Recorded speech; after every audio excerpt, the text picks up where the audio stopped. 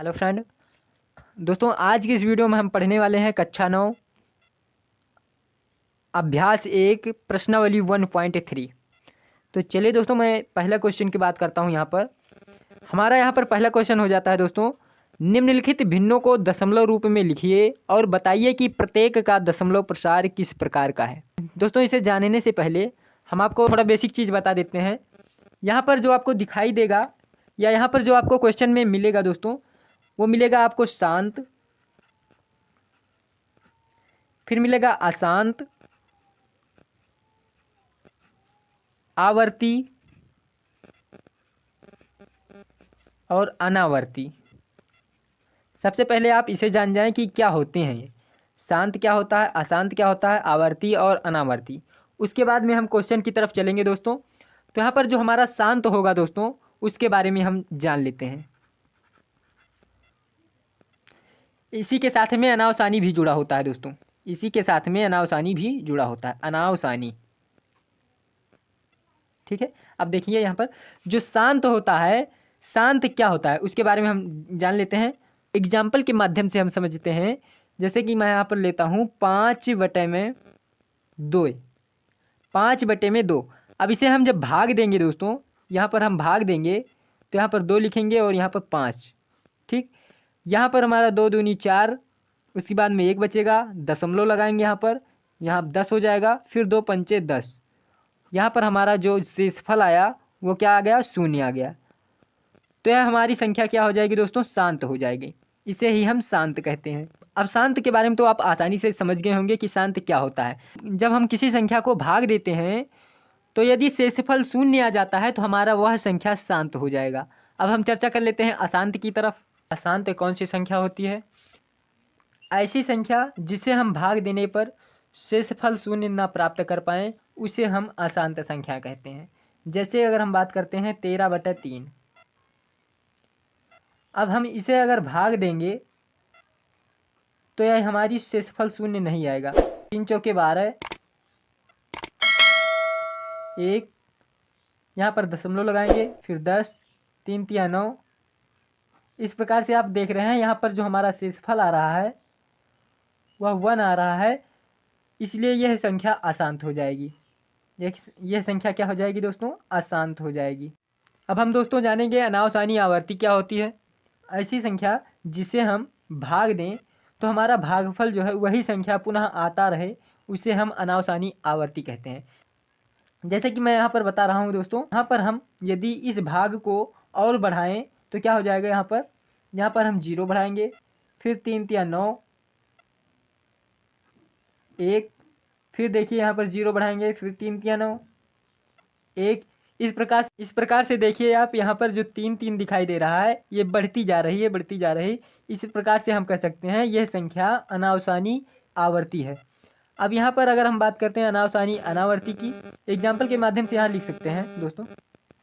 अब यहाँ पर हम देखेंगे अनावसानी अनावर्ती किसे कहते हैं। तो अनावसानी आवर्ती उसे कहते हैं ऐसी संख्याएं जिसे हम भाग दें तो वह संख्या दोबारा ना आए, वही संख्या बार बार ना आए, तो उसे हम अनावसानी अनावर्ती कहते हैं। एग्जाम्पल के माध्यम से समझेंगे दोस्तों। जैसे यदि इस प्रकार की संख्या आ जाए 0.1001 001 या 0001, इस प्रकार से यदि संख्याएं आ जाए, इस प्रकार से हम कह सकते हैं यह हमारी संख्या अनावसानी अनावर्ती हो जाती है। तो चलिए दोस्तों अब हम क्वेश्चन की तरफ चलते हैं कि हमारा क्वेश्चन क्या है। प्रश्नावली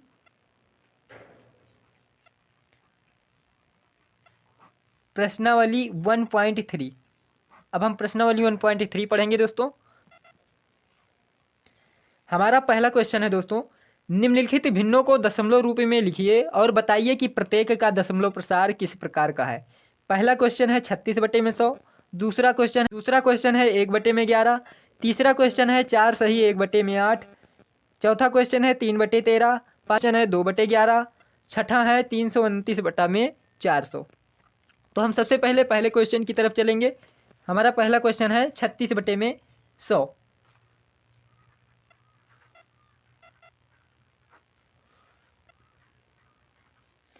दोस्तों इसे हम हल करेंगे भाग दे करके। आप इसे ऐसे भी कर सकते हैं दोस्तों, यदि नीचे 2 जीरो लगा हो तो इसे किस प्रकार से करेंगे। आपको क्या करना होगा, जो ऊपर वाला दिया गया हो उसमें 2 अंक छोड़ करके आपको दशमलव लगा देना है, बाएं तरफ में 2 अंक छोड़ करके दशमलव लगा देना है, वही आपका आंसर हो जाएगा। जैसे यहाँ पर जीरो जीरो लिखेंगे, फिर दशमलव, फिर यहाँ पर 2 अंक छोड़ करके, अर्थात यहाँ पर हमारा यही आंसर हो जाएगा। या इसे आप भाग देकर भी कर सकते हैं। यहाँ पर भाग देंगे हम तो 100 हो जाएगा यहाँ पर, और 36। ठीक, यहाँ पर 100 से 36 में तो जाएगा नहीं, तो यहाँ पर करना क्या होगा, आपको जीरो दशमलव लगा देना होगा। जब दशमलव लगाएंगे तो यहाँ पर हमारा जीरो हो जाएगा, तो ये हमारी संख्या 360 हो जाएगी। अब 360 को 100 से भाग देंगे तो क्या होगा, 100 या 300, 3 बार जाएगा। ठीक है, यहाँ पर हमारा 60 आ जाएगा। अब फिर यहाँ पर हम जीरो बढ़ा देंगे और यहाँ से 100 छक्का 600, हमारा शेषफल कितना आ गया, शून्य आ गया। शेषफल क्या आ गया, शून्य। इस प्रकार से ये इतना ही आया। ठीक है, अब ये हमारी संख्या देखिए, यहाँ पर जब शेषफल शून्य आ जाता है तो हमारी संख्या क्या हो जाएगी, शांत। अब हम दूसरे क्वेश्चन की तरफ चलेंगे। यहाँ पर हमारा दूसरा क्वेश्चन कहता है 1/11। अब आपको इसे बताना है शांत है कि अशांत। तो यहाँ पर इसे हम भाग देंगे दोस्तों 11 और फिर 1। यहाँ पर हम दशमलव लगाएंगे तो ये हमारी संख्या 10 हो जाएगी।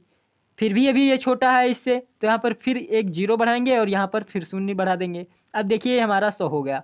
अब इसे देखना है कि कितनी बार में जाएगी, तो कहाँ तक आता है। ठीक, 100। अब हम 11 का पहाड़ा पढ़ेंगे कि 11 नवैया 99, यहाँ पर हमारा 99 हो जाएगा और 1 बच जाएगा। ठीक, फिर से हम जीरो बढ़ाएंगे तो देखिए आपको इसी प्रकार से दिखाई दे रहा है कि यहाँ पर फिर से जीरो बढ़ाएंगे तो नहीं आएगा। फिर यहाँ पर छोटा है ये संख्या, तो फिर जीरो बढ़ाएंगे तो 100 हो जाएगा। फिर 11 9 या 99, इसी प्रकार से आता जाएगा 11 9 या 99, 11 9 या।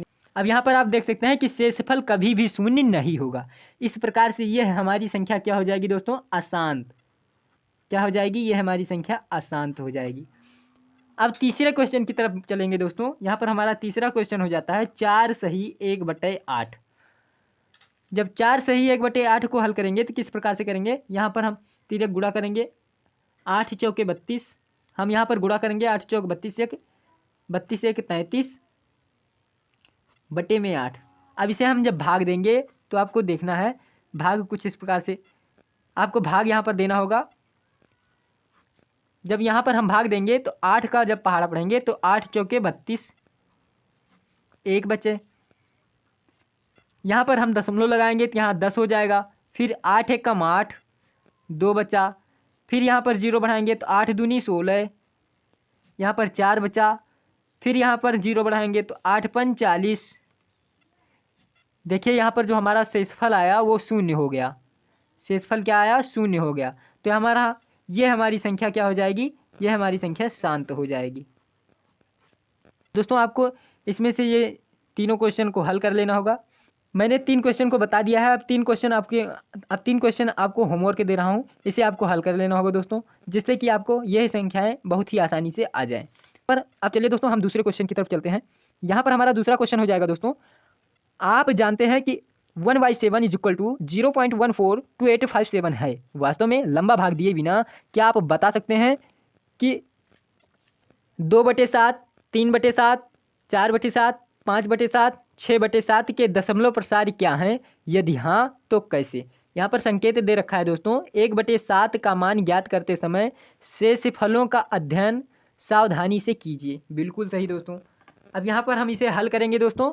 दूसरा क्वेश्चन हो जाएगा हमारा दोस्तों, यहाँ पर दे रखा है दोस्तों, दिया है इस प्रकार से लिखेंगे, दिया है 1/7 बराबर 0.142857 बार।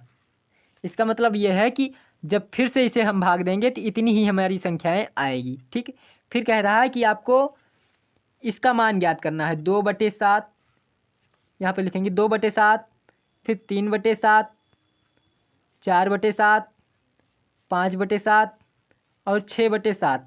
इसका दोस्तों आपको मान ज्ञात करना है।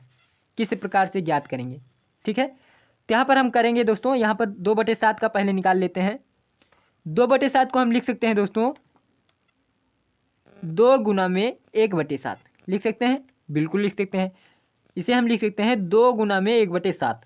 अब देखिए यहाँ पर 1/7 का मान दे रखा है, तो यहाँ पर हम लिखेंगे 2 गुना 1/7 का मान कितना दे रखा है 0.142857 बार। अब इसका हमें मल्टीपल कर देना होगा दोस्तों। 2 से जब गुणा करेंगे तो 2 सत्ते 14, 2 पंचे 10, 1 11, 2 अट्ठे 16, 1 17, 2 दूनी 4, 1 5, 2 चौके 8 और 2 एकम 2। यहाँ पर हो जाएगा दशमलव। ठीक है, यही हमारा आंसर हो जाएगा। अब हमारा दूसरा क्वेश्चन है 3/7 का मान ज्ञात करना है। तो 3/7 इसे हम लिख सकते हैं 3 गुना में 1/7। तो यहाँ पर हम 3 गुना 1/7 का मान दे रखा है यहाँ पर कितना 0.142857। अब इसे हम गुणा कर देंगे तो 0 जब 3 से गुणा करेंगे यहाँ पर 3 से 21, 3 पच्चे 15, 15 2 17, 3 अट्ठे 24, 24 1 25, 3 दूनी 6, 6 2 8, 3 चौके 12 के 2, 3 एकम 3, 1 4 और 0 यहाँ पर इसका भी हमारा यहाँ पर ये भी हमारा क्वेश्चन हल हो गया दोस्तों। अब हमारा तीसरा क्वेश्चन कह रहा है, ये हमारा पहला हो गया था, ये दूसरा और ये हमारा तीसरा। ठीक है, यहाँ पर हमारा तीसरा क्वेश्चन कह रहा है 4/7 का मान ज्ञात कीजिए। तो यहाँ पर 4 हम इसे लिख सकते हैं 4 गुना में 1/7 और 1/7 का मान यहाँ पर दे रखा है। तो यहाँ पर 4 गुना 1/7 का मान कितना है 0.142857। इसे हम मल्टीपल कर लेंगे दोस्तों, गुना कर लेंगे। तो 4 से 28, 4 पंचे 20, 2 22, 4 अट्ठे 32, 2 24, 4 दूनी 8, 2 10 के 0, 4 चौके 16, 1 17, 4 एकम 4 1 5, 4 शून्य 0। ठीक है, यहाँ पर जो 0.570428 यही हमारा आंसर हो जाएगा। दोस्तों आपको ये दोनों क्वेश्चन होमवर्क है, इसे आपको हल कर लेना होगा दोस्तों। अब चलिए दोस्तों मैं तीसरे क्वेश्चन की ओर बढ़ता हूँ। यहाँ पर हमारा तीसरा क्वेश्चन कह रहा है दोस्तों, निम्नलिखित को P/Q के रूप में व्यक्त कीजिए जहाँ P और Q पूर्णांक हैं तथा Q is not equal to 0, अर्थात Q जो है 0 के बराबर ना हो। तो हमारा पहला क्वेश्चन है 0.6, दूसरा है 0.47 पर बार, यहाँ पर 0.001 पर बार। ठीक है, हम यहाँ पर हल करेंगे पहला क्वेश्चन। यहाँ पर हमारा पहला क्वेश्चन है दोस्तों 0.6 पर बार। ठीक है दोस्तों, इसका मतलब ये है कि हमारा 0.6 को कई बार लिखा गया है। ठीक, बार का मतलब होता है बारंबार, बार बार लिखा गया है। ठीक, यहाँ पर इस प्रकार से लिखा गया है। अब हम यहाँ पर हम मान लेंगे माना x बराबर इसे 0.6666 ऐसे। ठीक है, अब यहाँ पर इसे करने के बाद समीकरण 1 मान लेना होगा दोस्तों। इसे आपको समीकरण 1 मान लेना होगा। यहाँ पर समीकरण 1 मान लेने के बाद आपको करना क्या होगा, जब यहाँ पर एक संख्या पर दशमलव हो तो आपको 10 से गुणा करना होगा। यदि यहाँ पर 2 संख्या पर दशमलव हो तो आपको 100 से गुणा करना होगा। यदि 3 संख्या पर दशमलव हो तो आपको 1000 से गुणा करना होगा। तो यहाँ पर आपको दिखाई दे रहा है एक संख्या पर दशमलव है, तो आपको करना क्या होगा 10 से गुणा करना होगा। यहाँ पर लिखेंगे 10 दोनों पक्षों में 10 से गुणा करने पर तो यहाँ पर करेंगे तो 10x हो जाएगा बराबर, जब यहाँ पर 10 से गुणा करेंगे तो हमारा हो जाएगा 1.666 ऐसे @ 1। ठीक है, अनंत तक। इसे हम समीकरण 2 माने लेंगे। ठीक है, अब करना क्या होगा, आपको समीकरण 2 में से एक को घटा देना होगा। समीकरण 2 में से समीकरण 1 घटाने पर तो घटाएंगे तो क्या हो जाएगा 10x, यहाँ पर लिखेंगे 10x, जब इसे घटाएंगे तो -x, फिर यहाँ पर लिखेंगे 1.6666 ऐसे डॉट माइनस लिखेंगे, यहाँ पर कितना 0.6666 ऐसे। ठीक है, अब यहाँ पर जब 10x में से x घटाएंगे 1, हमारा बच जाएगा 9x बराबर, जब यहाँ से यहाँ पर देखिए आप दशमलव के बाद वाली संख्याएं जितनी बार यहाँ पर लिखी गई हैं उतनी ही बार यहाँ पर लिखी गई हैं, तो ये तो 0 हो जाएगा। लेकिन जब 1 से 0 घटाएंगे तो हमारा कितना आ जाएगा 1। ठीक, यहाँ पर x बराबर हो जाएगा 1/9, यही हमारा आंसर हो जाएगा। ये हमारा P हो जाता है और ये हमारा Q, और Q ये हमारा 0 के बराबर नहीं है। ठीक है, यही हमारा आंसर हो जाएगा। अब हम दूसरे क्वेश्चन को हल करेंगे दोस्तों। हमारा दूसरा क्वेश्चन कह रहा है 0.47 पर बार, इसे जो है P/Q के रूप में लिखना है। तो किस प्रकार से लिखेंगे, देखिए आपको यहाँ पर देखना है दोस्तों। इसका मतलब ये हुआ कि यहाँ पर 0.47 को कई बार लिखा गया है। 7 को मैं इसे कई बार लिख ले रहा हूँ। इसे समीकरण 1 मान लेते हैं, 1। ठीक है, इसे समीकरण 1 मान लेते हैं। इसे माना x बराबर, ठीक है दोस्तों, माना x बराबर इतना। अब आपको करना क्या होगा, जैसे कि मैंने आपको बताया कि यहाँ पर यदि दशमलव के बाद 2 अंक है तो आपको 100 से गुणा करना होगा। दोनों पक्षों में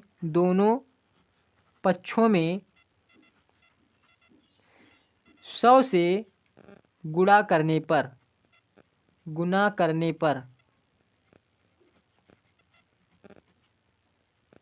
जब 100 से गुणा करेंगे तो क्या हो जाएगा, यहाँ पर हमारा 100x बराबर, यहाँ पर देखिए आपको 2 0 दिखाई दे रहा है, तो इसका मतलब हुआ यहाँ वाली 2 अंक आ जाएगी। सबसे पहले 47 यहाँ पर आया, फिर दशमलव लगेगा, फिर यहाँ पर 7 7 7 और 7। ठीक, ऐसे इसे हम समीकरण 2 मान लेंगे, समीकरण 2।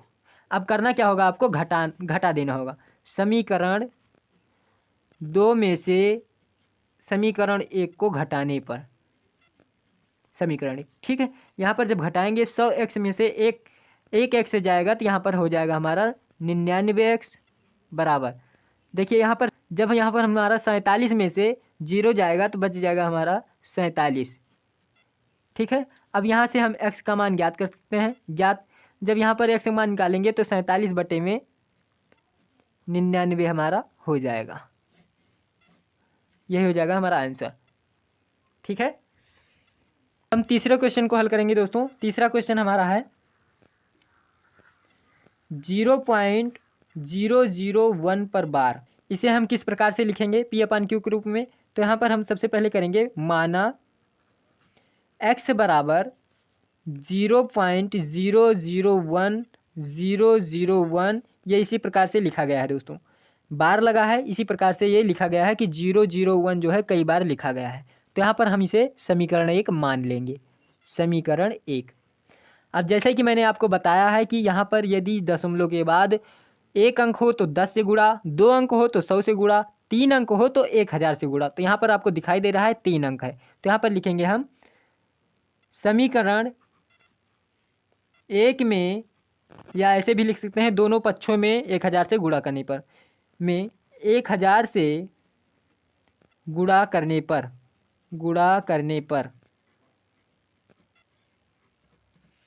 जब यहाँ पर हम गुणा करेंगे तो हो जाएगा हमारा 1000x बराबर। अब यहाँ पर आपको देखना है, यहाँ पर जो 3 शून्य लिखा गया है, अब आपको यहीं पर देखना होगा 3 अंक बाद आएगा दशमलव, 1 पॉइंट, ठीक, 1 पॉइंट, उसके बाद में देखना होगा 001, फिर 001, समीकरण 2। देखिए इसे हमने यहाँ पर 001 क्यों लिखा, क्योंकि आप जानते हैं कि यहाँ पर हम और भी संख्याएं लिख सकते हैं 001। ये हमने इसलिए लिखा ताकि यहाँ पर जो दशमलव के बाद वाली संख्याएं हो बराबर हो, ताकि घटाने में आसानी हो। यहाँ पर हम लिखेंगे समीकरण 2 में से समीकरण 1 को घटाने पर। ठीक, यहाँ पर जब घटाएंगे तो 1000x से जब हम x घटाएंगे तो कितना हो जाएगा हमारा 999x, और जब हम 1 में से 0 घटाएंगे तो कितना आ जाएगा, 1 आ जाएगा, और यहाँ वाली हमारी संख्या 0 हो ही जाएगी, तो उसे हम नहीं लिखेंगे। तो यहाँ पर हम जब x का मान निकालेंगे तो किस प्रकार से निकालेंगे, देखिए x बराबर 1 लिखा गया है। ठीक, अब यहाँ पर देखिए 999 x के साथ गुणा में है, तो उधर जाएगा तो किस में हो जाएगा, भाग में। तो यहाँ पर भाग में हम लिख देंगे 1/999, यही हमारा आंसर हो जाएगा। ये हमारा क्या हो जाता है, ये हमारा अंश हो जाता है, और ये हमारा हर। ठीक है, इस प्रकार से हम तीसरे क्वेश्चन को भी आसानी से कर लिए। अब हम चौथे क्वेश्चन की तरफ बढ़ेंगे। अब दोस्तों आपको जो चौथा क्वेश्चन है अगले वीडियो में बना दूंगा, क्योंकि वीडियो यहाँ पर लंबा हो रहा है दोस्तों। चलिए दोस्तों, मैं अपना वीडियो यहीं तक रखता हूँ। यदि हमारा वीडियो अच्छा लगा हो तो हमारे इस वीडियो को लाइक, शेयर एवं सब्सक्राइब जरूर कर दें, ताकि हमारे द्वारा बनाया गया ऐसे वीडियो का नोटिफिकेशन आप तक सबसे पहले पहुँच सके, और आप ऐसे ही पूरे कक्षा 9 के मैथ बेसिक बिल्कुल शुरुआत से लेकर अंत तक आसानी से पढ़ सकें दोस्तों। धन्यवाद दोस्तों।